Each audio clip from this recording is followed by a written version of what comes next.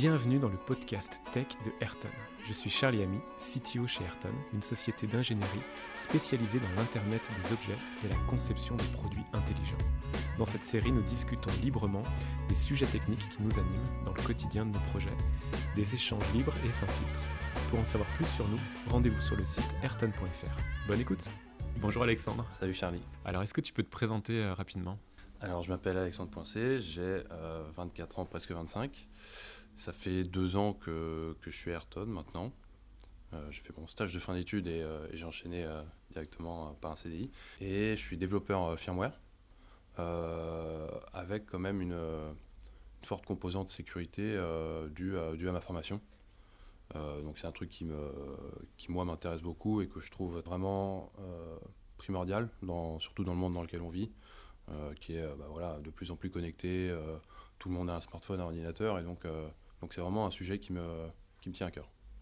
Ok, bon, on va parler sécurité alors. Ouais, cool. Est-ce que tu as une actualité sur la sécurité, un truc sur ces derniers jours ou ces dernières semaines que tu as repéré ? Tout le monde l'a entendu, c'est passé dans tous les médias, l'affaire Pegasus, l'espionnage que ce soit de personnes politiques, de journalistes, etc. Donc ça a étonné beaucoup de monde. Je trouve pas ça si étonnant que ça. Enfin, c'est quand même quelque chose, quand on est un peu dans le domaine, quand on suit un peu le domaine de la sécu, on sait que il se passe toujours ce genre de choses, qu'il y a des États, des entreprises qui sont payées pour offrir ce genre de service ou récupérer des informations. C'est vrai que ça peut faire un peu peur, parce qu'effectivement, quand on apprend que le président de la République est vulnérable à ce genre d'attaque, de problèmes de sécurité, on se dit que personne n'est à l'abri. Et c'est vrai, personne n'est à l'abri. C'est juste que, en tant que citoyen lambda, nous, on a très peu de risques de subir ce genre d'attaque très ciblée. Le citoyen lambda, il fera plus partie d'une attaque de masse qui est vraiment pas spécifique à lui. Mais c'est vrai que ça peut faire peur, et je comprends que ça puisse surprendre le grand public. Après ça fait maintenant plusieurs années qu'on entend souvent, il y a eu Snowden, il y a eu plein d'épisodes comme ça où on entend parler. Il y a eu les attaques d'hôpitaux dans l'été. Ouais, tout à fait. Donc, finalement, c'est devenu un sujet un peu grand public. Ouais. Est-ce que c'est mort ? Est-ce que c'est voué à être en permanence à faire l'actualité de cette manière-là, ou est-ce qu'il y a des vraies choses à faire quelque part, quoi ? Alors oui, on va en entendre de plus en plus parler, et c'est une bonne chose. Ça permet de sensibiliser les gens. Après, il y a toujours des choses à faire. Justement, en passant par la sensibilisation, par exemple. Un truc tout bête, mais on a encore beaucoup de gens qui utilisent le même mot de passe sur tous les différents services. Ils utilisent le même mot de passe. Donc après, forcément, on est susceptible d'être victime d'attaques qui sont pas forcément très compliquées en plus. C'est aussi aux entreprises, fournisseurs de services, de produits, d'apporter une plus grande importance à la sécurité de leurs produits, de leurs services. Alors si on revient justement sur nos contextes, donc nous on fait des solutions, des produits connectés. Qu'est-ce qu'il y a à faire du coup dans l'IoT ? Est-ce que tu penses qu'aujourd'hui on est bien, on fait bien les choses, mais ce sera toujours contourné ? Est-ce que tu vois les choses évoluer depuis que tu es dans ce sujet de la sécurité, que tu vois les projets passer ? Il faut savoir que le domaine de l'IoT, c'est un domaine qui est assez récent comparé à l'informatique plus classique, plus traditionnelle. En fait, dans lequel on reproduit les mêmes erreurs qui ont été faites dans l'informatique classique il y a 20-30 ans, où on n'apporte pas une importance assez grande sur les problématiques de sécurité, et on est toujours un peu dans une dynamique où on réagit aux problèmes, aux vulnérabilités, plutôt que d'anticiper et prévoir des solutions à ces problèmes de sécurité. Le domaine de l'IoT, c'est un domaine qui est de plus en plus vulnérable, parce qu'on a des niveaux de sécurité qui sont plus bas que l'informatique classique. Ah oui, tu penses ça ? Ouais, à l'heure actuelle, on a des niveaux...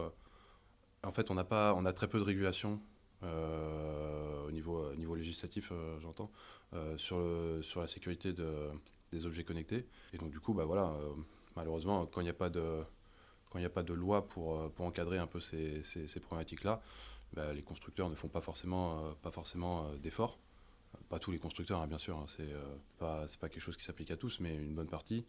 Non, du coup, tu parles de loi, tu dis ça parce que tu sais qu'il y a des choses en préparation. Oui, effectivement. Tant qu'il n'y a pas de loi, les constructeurs font un peu ce qu'ils veulent. Et on se retrouve avec des objets de plus en plus présents et accessibles au grand public. Donc les pirates informatiques, les hackers, ils vont aller au plus simple. Donc si les objets connectés sont présents dans la plupart des maisons, dans les locaux d'entreprise, etc., et qu'ils sont facilement accessibles, facilement piratables, ils vont aller à la simplicité. Et donc c'est pour ça que ces objets-là sont très vulnérables et de plus en plus les cibles des différents pirates. C'est la porte d'entrée facile aujourd'hui. C'est ça, exactement. C'est vraiment la porte d'entrée facile. Il y a plein d'exemples. Par exemple, il y avait c'est un exemple que j'avais sorti dans la vidéo de sécurité qu'on a réalisée il y a quelques semaines. Un thermomètre connecté dans un aquarium d'un casino à Las Vegas. Et donc, les pirates sont passés par ce thermomètre pour accéder ensuite à tout le reste du réseau. C'est génial. Ouais, c'est génial, mais c'est triste aussi, parce qu'on se dit que si le réseau avait été à peu près fait de manière correcte et qu'il y avait eu un peu d'isolation, etc., ça serait pas arrivé. Mais donc voilà, c'est pour dire que les objets connectés sont des portes d'entrée faciles pour accéder soit à des données personnelles, parce que ces objets-là collectent beaucoup de données personnelles, et sont aussi des portes d'entrée pour accéder à tout le reste du réseau plus classique. Donc demain, je suis fabricant de thermomètres connectés pour aquarium. Qu'est-ce que ça va changer pour moi ? En quoi ça va impacter mon projet ou les compétences que je dois avoir en interne ? Déjà, dans un premier temps, ça va être d'anticiper ces problématiques de sécurité-là dès la phase de conception du produit. C'est-à-dire que la sécurité, plus on l'aborde tard dans le cycle de vie d'un produit, plus ça va coûter. Et ça coûte souvent beaucoup plus cher de le faire a posteriori qu'au début de la conception du produit. On va avoir déjà cette première phase de prise en compte, d'analyse des risques du produit pendant la phase de conception du produit. Donc il y a différentes méthodes qui permettent de réaliser ça.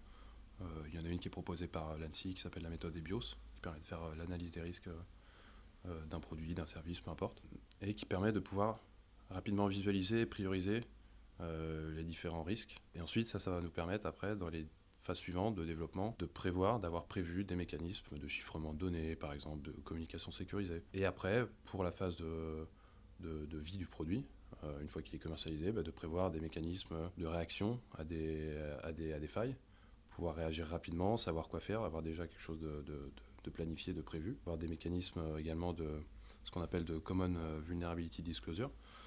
C'est des plateformes qui permettent à différents chercheurs ou hackers bienveillants de pouvoir reporter des vulnérabilités aux fabricants pour qu'ils puissent le corriger sans que ce soit tout de suite balancé sur le net et que des personnes malveillantes puissent en profiter. Tout ça, ça fait partie des cadres législatifs du coup qui vont arriver, c'est ça ? C'est ça, et donc du coup, au niveau IoT, ça commence à bouger au niveau législatif, au niveau européen en l'occurrence, avec le Cyber Security Act, européen qui donc pousse ce côté sécurité, que ce soit dans l'IT classique ou dans l'IoT également. Et on voit apparaître différents standards de sécurité, notamment un standard proposé par l'ETSI, donc qui est une agence européenne de standardisation, qui est le standard EN 303-645 et qui est dédié... Ouais.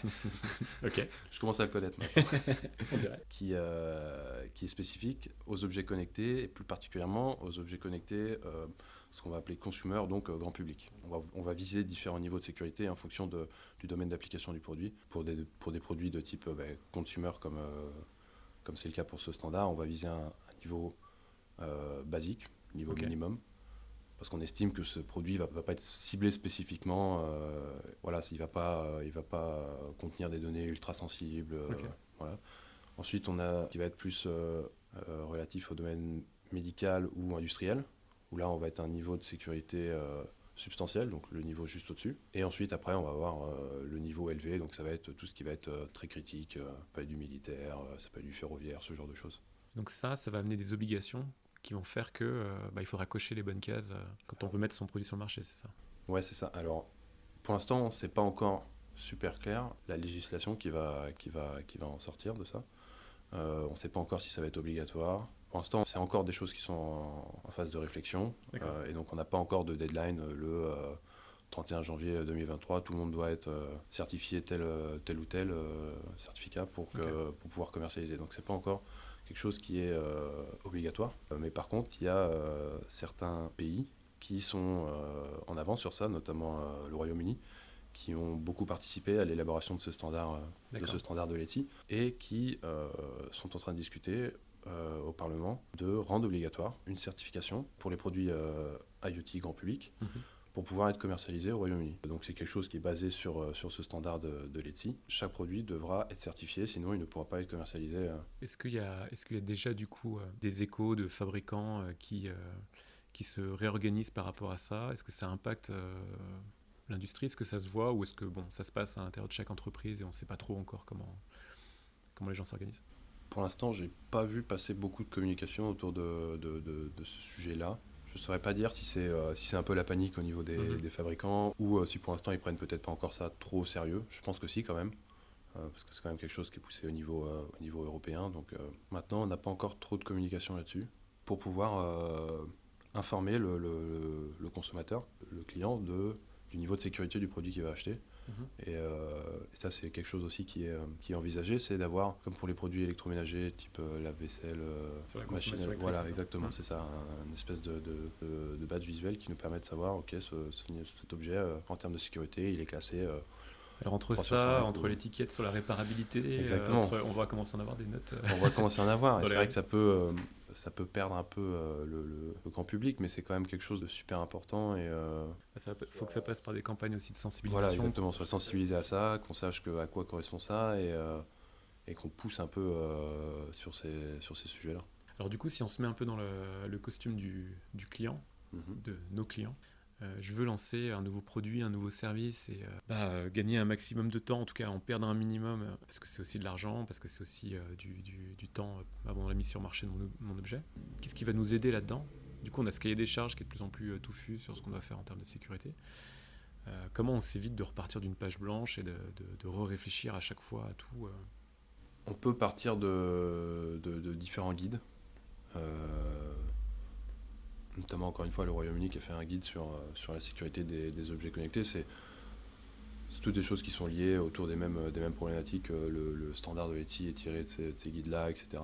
C'est des guides qui nous donnent une dizaine de points à respecter, des points d'attention à porter au niveau de la sécurité de nos objets.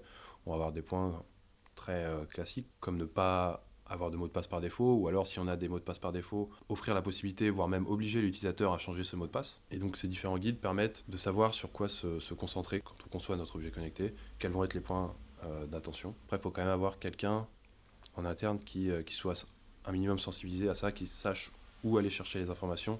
On n'a pas juste à importer une librairie, faire un clic droit, sécuriser l'objet, et c'est pas comme ça. Dommage. Voilà, c'est dommage, ça serait bien qu'un jour on arrive là. Du coup, de ce que tu décris, donc, il y a beaucoup de contenu qui est disponible finalement. Ça demande un certain effort d'être à jour sur tout ça. C'est ça, il faut vraiment être actif. On ne peut pas rester passif et attendre que tout nous tombe dans les mains. C'est vraiment un vrai travail à fournir. Ça coûte de l'argent. Forcément, la sécurité, c'est quelque chose qui coûte de l'argent. Mais il y a tellement de chances de se faire pirater plus tard et que ça nous coûte bien plus cher que c'est presque rentable de le faire, au niveau de la conception. Techniquement, du coup, entre la conception hardware et le développement logiciel, qu'est-ce que ça va venir impacter déjà? Est-ce qu'il y a des étapes clés ou il y a des questions qu'il faut se poser à certaines étapes clés? C'est quoi les grands sujets? Alors au niveau matériel, on va avoir différents composants qui nous permettent d'améliorer la sécurité de notre objet connecté. On va avoir tout ce qui va être TPM, Secure Element, ce genre de choses qui permet de stocker des informations de manière sécurisée, exécuter du code dans un environnement très sécurisé. Donc ça, ce sont des composants qui sont disponibles. Après, évidemment, ça a un coût qui est non négligeable. Encore une fois, c'est quelque chose qu'il faut prévoir au moment de la conception. Quel est le niveau de sécurité que je vise et est-ce que je vais avoir besoin d'autant de sécurité ou alors est-ce que je fais quelque chose qui est très peu sensible. Donc ça, c'est pas dans les incontournables, c'est dans les mécaniques plus. Voilà, c'est dans le bonus. C'est quand même quelque chose à prendre en compte. Et après, au niveau de l'intégration de ces composants, par exemple, un Secure Element, on va souvent communiquer avec lui via un bus type I2C, par exemple, un bus de communication assez classique dans le domaine de l'embarqué. Et ce bus, il faut pouvoir le protéger. Donc c'est-à-dire qu'il ne faut pas qu'on puisse venir juste avec deux sondes se brancher sur les deux fils et pouvoir lire les données qui passent en clair sur ce bus de données. Donc, après, au niveau logiciel, un des points d'intention qu'on retrouve dans les différents standards de sécurité, c'est réaliser ce qu'on appelle une SBOM, une Software Bill of Material. qui permet, comme une BOM classique, où on vient lister tous les composants de notre objet. Là, on va lister toutes les librairies, toutes les dépendances externes qu'on utilise pour notre projet. Et donc, si une vulnérabilité remontait dans telle ou telle librairie qu'on utilise, ça va pouvoir nous permettre d'être tenu au courant et de pouvoir mettre à jour l'objet connecté pour pouvoir répondre à cette faille. Un des points importants aussi, c'est de mettre en place un mécanisme justement de mise à jour. C'est un point qui revient aussi dans tous les standards. Les mises à jour, c'est super important. Ça permet de corriger les failles quand elles sont remontées.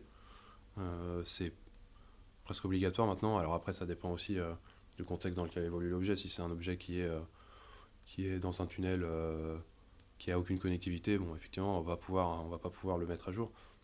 Mais du coup, à ce moment-là, il faut prévoir plan de remplacement, matériel, en cas de vulnérabilité connue. Après, on a plein d'autres beaux conseils à suivre quand on fait du développement.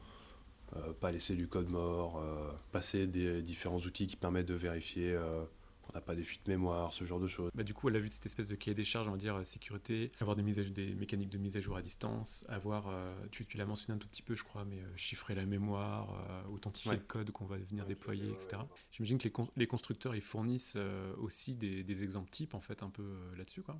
Ouais. Est-ce que c'est à la hauteur de ce qui est attendu? Est-ce que c'est une bonne idée de partir de ces choses-là? C'est plutôt en termes de qualité, il faut partir d'autres. Enfin, voilà. Est-ce qu'il existe de l'existant, du modèle, des patrons un peu qui sont de bonne qualité et dont on peut partir pour... Oui, tout à fait. C'est souvent ces mécanismes de sécurité-là, par exemple, on va prendre l'exemple du chiffrement de la mémoire. C'est des choses qui sont relativement bien documentées au niveau des constructeurs. Et c'est quelque chose qui n'est pas très compliqué à mettre en place. Par contre, ça devient tout de suite une autre logistique quand on va envoyer notre device en production, par exemple. Voilà, on va devoir, sur la ligne, chiffrer la mémoire, etc. Peut-être mettre des clés uniques, ce genre de choses. C'est un peu plus ça complexifie un peu toute la partie logistique. Mais c'est des choses qui sont à peu près, qui sont bien documentées en général. Après, il faut toujours avoir un petit doute. Mieux vaut tester aussi quand on en a les capacités. Et dans certains cas, on se rend compte que c'est des sécurités, mais qui ont des failles. Par exemple, on a eu le cas de plusieurs microcontrôleurs. Par exemple le SP32 de Espressif ou le NRF 52 de chez Nordic, qui ont des mécanismes qui permettent de désactiver tout ce qui va être interface de debug. Donc ce sont des interfaces dont on sert dans la phase de développement. Donc en général, ces interfaces, on les désactive. Il faut les désactiver. Parce que c'est une porte dérobée un peu dans le... Oui, tout à fait. Ça nous permet ensuite si ces interfaces ne sont pas désactivées, ça permet à quelqu'un qui va venir se brancher directement sur le device de récupérer le firmware, le code qui tourne sur le device, de pourquoi pas, s'il n'est pas bien chiffré, par exemple, récupérer des clés qui permettent de se connecter à un cloud, etc. Et ensuite, c'est un enchaînement de faiblesses, de vulnérabilités qui peuvent avoir des impacts importants. Donc cette partie désactivation des interfaces de debug, c'est quelque chose qui doit être fait. C'est malheureusement très peu fait dans le commerce. On retrouve souvent des devices qui ont des interfaces qui sont encore grandes ouvertes. On peut récupérer le code, des interfaces de debug, par exemple des interfaces UART, qui sont souvent des interfaces qui servent encore une fois à la phase de debug, qui normalement doivent être désactivées dans la phase de mise en production du device, qui ne le sont pas forcément. Je me souviens d'une conférence, il me semble que c'était à la Black Hat il y a quelques années maintenant, peut-être une dizaine d'années. C'est une équipe de sécu qui s'amuse à hacker, je crois, 40 devices en 20 minutes. Donc évidemment, ils vont super vite, c'est une diapo où ils présentent un peu toute leur recherche. Mais... 40 modèles différents. Ouais, c'est ça, c'est des routeurs, des choses comme ça. Peut-être en plus de 50%, voire 70% du temps, ils passent par l'interface UART pour récupérer un terminal et ensuite pouvoir taper des commandes sur le device. Donc juste tu disais du coup sur le SP32 et le et donc sur le SP, effectivement. Et donc sur le SP32 et le NRF52, donc on a des mécanismes qui permettent de désactiver ces interfaces de debug, mais on a un chercheur en sécurité hardware qui a réussi à contourner ces sécurités pour pouvoir réactiver les interfaces de debug et ensuite récupérer du code, etc. Ces vulnérabilités sont connues. Plus le problème, c'est que c'est des vulnérabilités matérielles, donc c'est-à-dire qu'on ne peut pas corriger cette faille sans refaire matériellement, sans redesigner matériellement. Il s'agit d'attaques physiques, c'est ça? Où on ouvre la puce ou alors c'est ça, on ouvre l'objet, on vient se connecter sur des petites pins de connexion du microcontrôleur qui permettent souvent d'envoyer le programme. Donc là, dans l'occurrence, c'était des attaques de glitch en alimentation. C'est-à-dire qu'on vient faire chuter la tension à un instant précis. Mhm. Par exemple, au moment où on vient vérifier si cette interface de debug elle est activée ou pas, enfin si elle est désactivée. Ouais. À ce moment-là où on vient vérifier ça, on vient faire par exemple chuter la tension. Et en fait, ça va faire qu'on saute cette étape de vérification et on accède D'accord. et on lance cette interface de debug alors qu'on ne devrait pas. Et donc là, c'est vraiment dans la conception matérielle, physique C'est de la ça. puce. Et donc des fois, ça peut être juste du software. Mhm. Mais là, en l'occurrence, c'était des problèmes hardware qui nécessitaient une nouvelle révision de la carte électronique. Donc du côté d'Expressif, ils ont été assez transparents là-dessus, ils ont publié. Du côté nordique, ils ont été un peu moins cool. D'accord. Ils ont envoyé à l'arrache un mail à tout le monde en disant voilà, il y a cette vulnérabilité-là, elle est connue, etc. Mais on retrouve encore beaucoup de devices qui utilisent ces micros-là, qui sont vulnérables.